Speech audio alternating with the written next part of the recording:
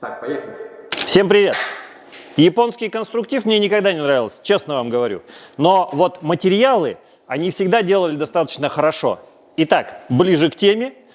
К нам вернулся после ремонта цилиндр КДСС, это задний, Prado 150. Разбираемся, почему он, собственно, стучит. Поехали. Разбор будет сокращенный. Полный разбор вы можете посмотреть по ссылке, будет внизу. Значит, итак, мы уже знаем, что за механические стуки ответственны две втулки. Вот эта верхняя и, грубо говоря, вот эта нижняя. Сейчас мы проверяем, какая из них виновата. Верхняя. О, видите что? Тут явно все прослаблено, хотя мы все это дело подкладывали. И тут все понятно. Сейчас для четкости снимем и разберем вот эту и узнаем про нее. Я намеренно разобрал направляющую втулку, чтобы изолированно посмотреть, насколько хорошо работает именно опаянная часть. Ну, давайте смотрим, одеваем. И вот, видите, она очень плотно до сих пор еще работает. То есть делаем вывод, что опаиваемая втулка, если ее хорошо опаять, так, плотненько, то она не теряет своих свойств. Итак, мы нашли виновницу стуков. Это вот лента. А почему, собственно? Мы же под нее уже подкладывали. Ну, давайте прямо снимаем и смотрим. О, да, видите, подложка. Невзирая на подложку эту, она все-таки стучит. А, собственно, разгадка достаточно проста. Японцы сделали вот этот материал достаточно мягким. Вот смотрите, прямо делаем. Видите, что творится? Я надеюсь, видно, как я продавил просто ногтем. То есть материал мягкий, он течет. В чем проблема японцев, мы уже поняли. Теперь выясняем, в чем была проблема наша. Мы предложили подкладывать небольшой кусок, чтобы просто натяг был не таким большим. А сейчас я предлагаю исправить ситуацию. Мы берем полностью, ну, из-под банки какой-нибудь там, полную ленту, которая практически перекрывает все, и теперь делаем вот так. Она туда не лезет. Мы ее потихоньку, помаленьку берем и формуем.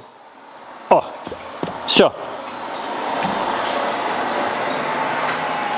Хотя, знаете, тоже вариант так себе. Это прям если на безрыбье. Вариант есть лучше. Слушайте, ну на самом деле проканает этот случай, ну прям если вообще уже как бы вариантов нет. Ну а так, как мертвому припарке.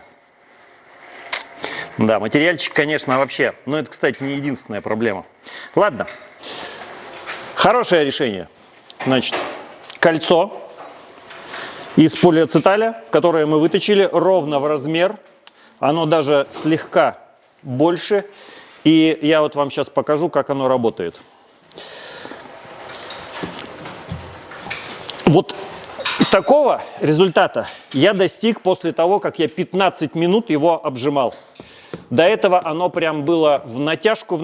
И вот, знаете, после 15 минут я понял, что это в несколько раз тверже, ну и как бы и долговечнее будет, и, думаю, однозначно. Прям это будут хорошие результаты.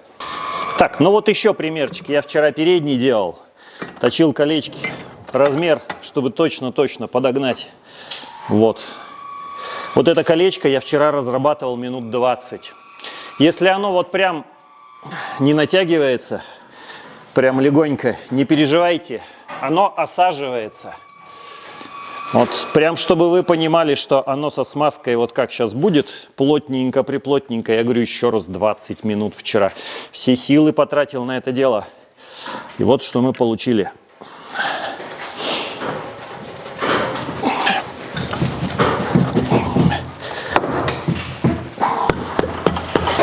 Вот прям вот так вот. Боюсь дальше забивать, потому что его еще немножечко надо, так сказать, вот так вот опрессовать, и тогда оно... О, все, вот.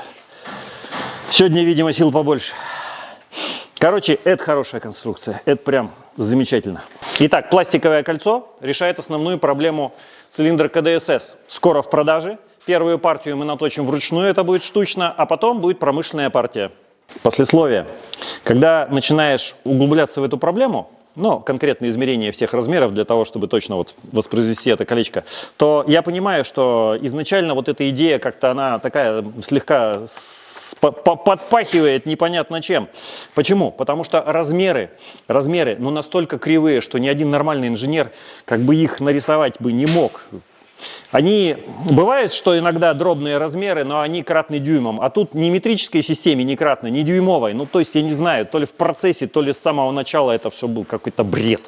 Вот реально. Мы еще не разбирались, почему, собственно, вот эта вся система так ее корежит в машине, что все эти материалы прям не выдерживают. Но, не знаю, может быть, руки до этого дела дойдут, и, может быть, снимем мы этот обзор. Почему все так плохо с КДСС в Toyota Prado 150-м? Все, всем пока.